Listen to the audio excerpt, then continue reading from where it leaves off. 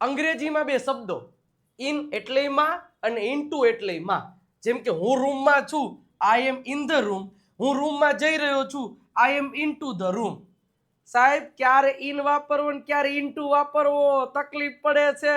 જરાય તકલીફ નહીં પડવા દો. આ રીલ ને છેલ્લે સુધી જોઈ લેજો, પણ એક લાઈક નું બટન, ફોલો નું બટન દબાઈ દેજો.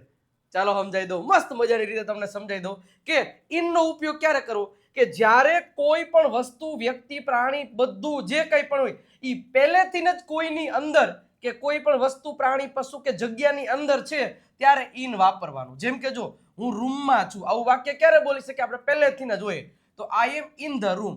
ચા કપમાં છે તો T is in the cup.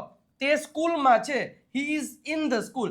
પરંતુ જ્યારે કોઈ પણ વસ્તુ પહેલા બહાર છે અને બહારથી અંદર એટલે કે માં જાય છે તો બહારથી અંદર જવાની એક્શન એટલે કે મૂવમેન્ટ બતાવવી હોય ત્યારે ઇનટુ નો ઉપયોગ થાય. જેમ કે જો હું રૂમમાં જઈ રહ્યો છું, પહેલા હું બહાર હતો ને પછી જઈ રહ્યો છું, એટલે અંદરથી એટલે બહારથી અંદર જવા માટે એમાં માં શબ્દ માટે ઇનટુ થાય. કે આ હું રૂમમાં જઈ રહ્યો છું, I am going into the room. In the room નહીં, ઇન ધ રૂમ એટલે હું પહેલેથી જ છું અને ઇનટુ એટલે બહારથી અંદર તરફ જવા માટે.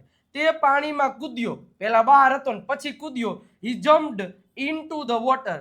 બિલાડી બોક્સમાં ગઈ, પહેલા બહાર હતી ને પછી ગઈ તો the cat vent into the box. જો પહેલેથી જ હોત તો ઇન આવે.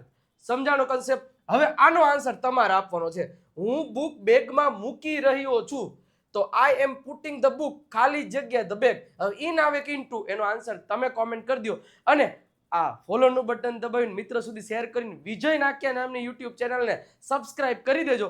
કારણ કે અત્યારથી આજથી સાંજે 9 વાગ્યાથી એક ફ્રી લાઈવ સ્પોકન ઇંગ્લિશની સિરીઝ શરૂ થશે.